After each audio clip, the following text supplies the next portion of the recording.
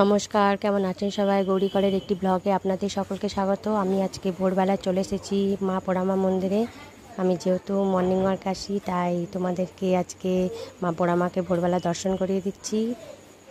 দেখতে থাকো মা পোড়ামা মন্দির।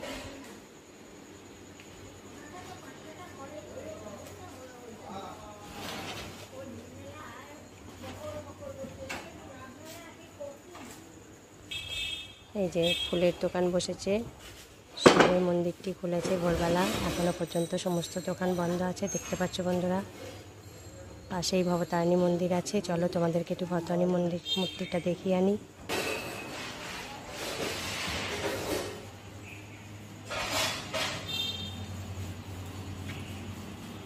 এই হচ্ছে মা ভবতারিণী, তোমরা দেখতে পাচ্ছ। এই হচ্ছে মা ভবতারিণী।